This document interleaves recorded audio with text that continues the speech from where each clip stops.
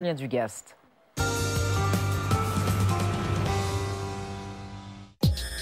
Rangoon aujourd'hui en Birmanie. 13 personnes, majoritairement des enfants, sont mortes dans l'incendie d'une école musulmane. Ces enfants avaient 13-14 ans. Ils sont morts parce qu'ils n'ont pas pu s'échapper, car les fenêtres étaient bloquées par des barreaux. Un incendie dû, d'après la police birmane, à un court-circuit. Les musulmans, eux, ne croient pas à cette version. Et ce drame ravive les tensions fortes entre musulmans et bouddhistes. Mektila, le 20 mars dernier, une dispute devant une bijouterie tourne mal. La minorité musulmane devient la cible de Birmans de religion bouddhiste. Bilan, 35 morts, 9000 déplacés, des commerces incendiés, des mosquées brûlées. Ici, la fin de la dictature semble avoir laissé la place aux extrémismes religieux. Une situation qui risque de justifier un peu plus l'intervention systématique de l'armée. D'autant qu'un silence pèse lourd dans le pays. Celui d'Aung San Suu Kyi, célébré à l'étranger, élu député en avril 2012. Pas un mot lors des violences contre les musulmans. Et le prix Nobel de la paix indiquait en janvier son affection pour l'armée, fondée par son père.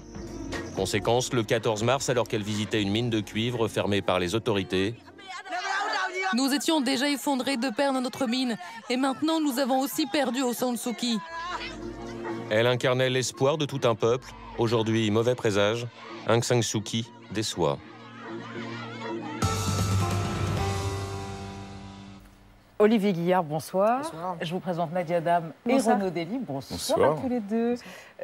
Alors, est-ce qu'on va un peu vite en besogne lorsque l'on émet comme hypothèse que la révolution de Safran et sa dame quasi sanctifiée, Aung San Suu Kyi, connaîtrait la fin de l'état de grâce? Non, n'exagérons pas. Si on se promène aujourd'hui dans les rues de Mandalay, de Yangon, même de Naypyidaw, le centre du pouvoir politique, vous trouverez une majorité de Birmans normaux, donc ceux qui n'ont pas intérêt à ce que les choses aillent mieux ou moins bien, qui vouent encore aux gémonies cette dame. À savoir, si nous avons donc une chance d'avoir une Birmanie post-junte normale, avec les écueils, les problèmes divers et variés qu'on peut anticiper, c'est grâce à cette dame-là, notamment, grâce à l'image qu'elle...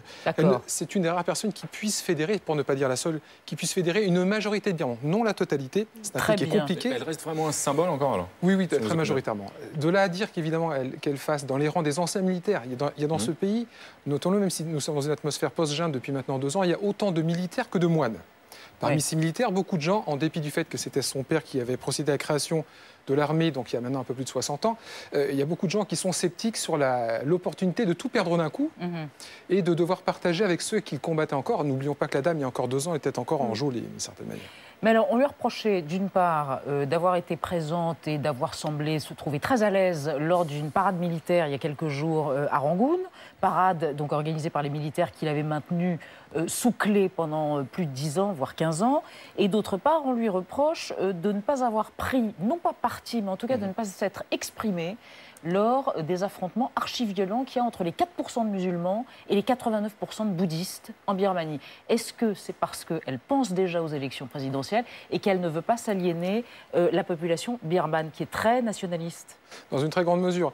Après, je crois qu'on a tout attendu de Mme Aung San Suu Kyi, comme si telle une fée, il suffisait donc de la libérer, de lui rendre un petit peu son autonomie qu'elle a longtemps désirée d'une façon assez pacifique, et penser qu'il suffirait qu'elle surgisse quelque part pour que les problèmes s'aplanissent, pour que les différends se résolvent et pour que les contentieux disparaissent. Ce n'est pas le cas.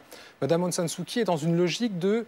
C'était une passionnariat, elle est devenue donc une opposante, elle est devenue une représentante de l'État, elle est élue au Parlement, elle préside une commission, elle a donc une stature de co-ambassadrice en définitive, qu'elle le veuille ou pas, qui lui est adossée quand elle se promène à l'étranger, ce qui lui arrive assez fréquemment par bonheur donc depuis qu'elle est sortie.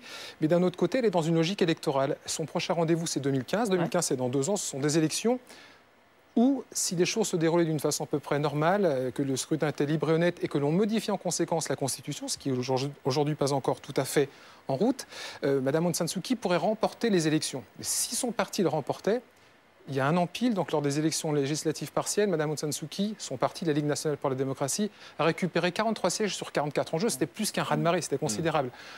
En 2015, qu'en sera-t-il? Est-ce que les militaires qui se sont octroyés une place de choix dans les hémicycles autoriseront donc un tel...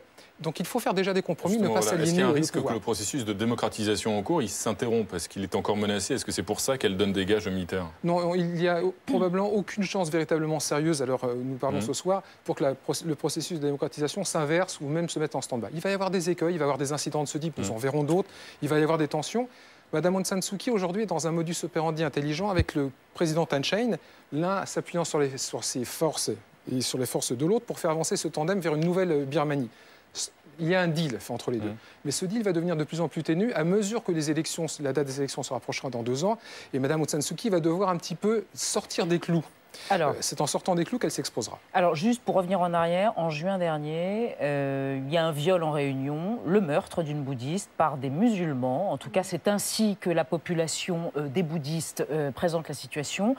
Et la situation dégénère, il y a des violences interconfessionnelles. Je rappelle qu'il y a 750 000 Rohingyas, c'est ça, qui sont considérés comme des sous-citoyens, ils sont quasiment apatrides. Et le reste est une population de Birmans bouddhistes. Ça fait plusieurs mois que la situation s'enflamme. Il y a une école où 13 enfants sont morts hier, une école musulmane. On a du mal à penser, d'une part, que l'embrasement dans cette école soit accidentel. D'autre part, quelle est la situation politique et économique entre ces deux communautés ? Alors, il y a donc la Birmanie des vrais Birmans, tels que vous le racontez les 2 tiers de la population. Les vrais Birmans, ça fait peur. Nous sommes les Bamars, c'est ce qu'il vous explique. Nous sommes les véritables représentants de cette nation qui est plurimillénaire. Les populations qui sont agrégées sur les frontières, ce ne sont pas des vrais Birmans. Donc il y a un vrai nationalisme. Un nationalisme qui est fort. On l'a toujours ressorti, au moins durant les 60 dernières années de l'histoire. Chaque fois qu'un problème de politique intérieure surgissait, on pouvait... Bouc émissaire. Par exemple. Ça permet évidemment de montrer que la vie socio-économique du citoyen ne va peut-être pas dans le sens qui pourrait être celle rêvée. On agite un chiffon. Tantôt, c'est la menace extérieure. Le Pakistan le fait très bien. En Birmanie, c'est plutôt, on détourne un petit peu l'attention sur un sujet qui n'est en définitive pas très difficile à manier. On prend un de ces groupes ethniques, un de ces groupes même pas reconnus, donc la population des Rohingyas, par exemple. Birmane, ils ne sont à la fois ni birmans, ni bangladais, et personne n'en veut nulle part. Donc c'est une proie relativement facile. C'est une proie facile sur laquelle il est facile, entre guillemets, de se défouler. C'est une proie facile. C'est une proie facile dans les enjeux politiques, à savoir que personne ne va prendre leur parti. Et surtout, donc, un leader aussi emblématique comme Mme Aung San Suu Kyi, s'il était venu directement, ce qu'on attendait d'elle, ce qu'eux-mêmes attendaient d'elle, comme les Kachin dans le Nord, comme les Shan également, comme d'autres minorités ethniques, s'il était arrivé donc tout à faire 500 en disant « je vais me défendre votre cause », il était évident qu'elle prenait un risque considérable et de s'aligner donc cette coopération intelligente avec le pouvoir, et puis plus encore donc l'électorat Bamar, l'électorat donc des 2 tiers de la population, dans la perspective de 2015, ça lui aurait coûté énormément, peut-être pas autant que de vies évidemment perdues, mais il y avait un risque politique qui était majeur pour elle. On a quand même l'impression, vu de l'extérieur, que la propagande de certains bouddhistes envers les musulmans, elle est de plus en plus violente. Il y a des incitations à la ségrégation, la révolution de 969, qui incite les bouddhistes à ne pas aller dans les commerces des musulmans, à les boycotter.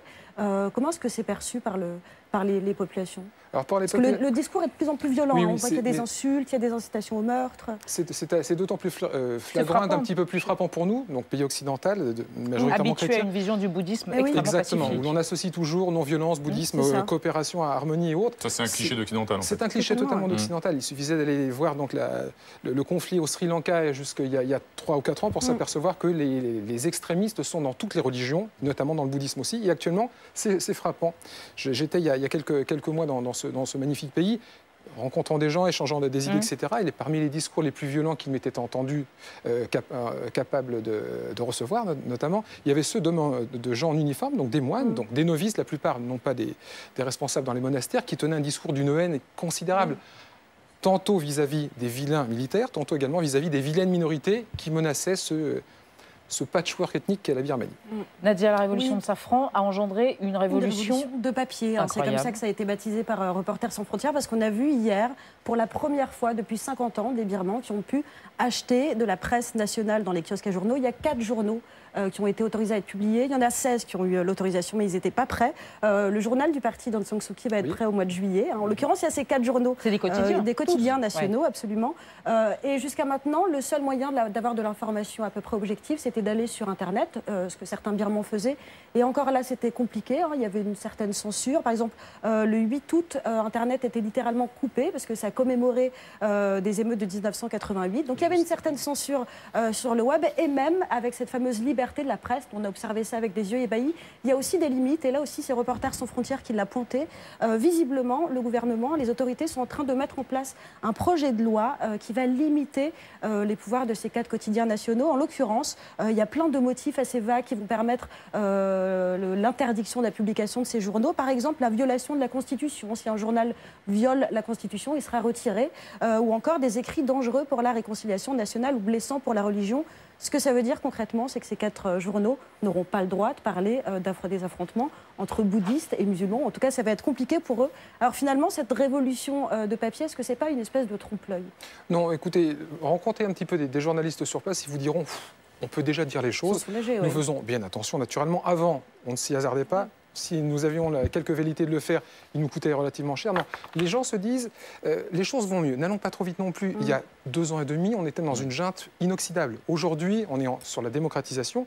Elle a sa vitesse, sa lenteur, son inertie, mais les choses s'émancipent petit à petit du carrefour. Vraiment, ils en usent de cette liberté d'expression. Alors, on a le droit de manifester dans la rue, on a le droit de ne pas être content, on ne se fait pas rafler dans la foulée. Donc c'est déjà considérable, on a moins peur de dire les choses.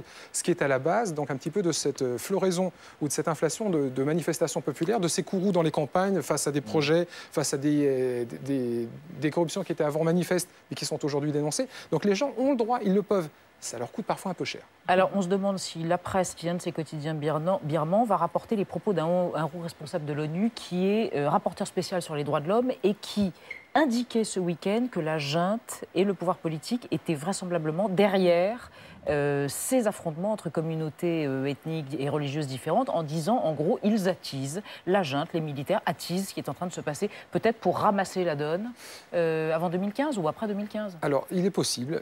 Après, donc, monsieur en question, le responsable de l'ONU, qui est un individu à la forte personnalité, a laissé entendre que, visiblement, si les choses avaient été avec un tel niveau de violence, et qu'il y avait probablement des complicités passives au sein, non pas peut-être de l'appareil d'État, mais de la police, des autorités locales, donc quelque part indirectement de l'État, et que l'État n'avait peut-être pas mis les moyens suffisants, alors même que des précédents, quelques mois plus tôt, donc dans un cadre à peu près similaire, avaient eu lieu. Tout le monde a constaté sur place que les autorités en uniforme agissaient peu, que la police avait été d'une incapacité flagrante, au point donc de rappeler les militaires. Généralement, quand les militaires débarquent en Birmanie, ça chauffe un petit peu. Là, au contraire, ils ont été plutôt bien accueillis en ce sens qu'ils ont ramené l'ordre.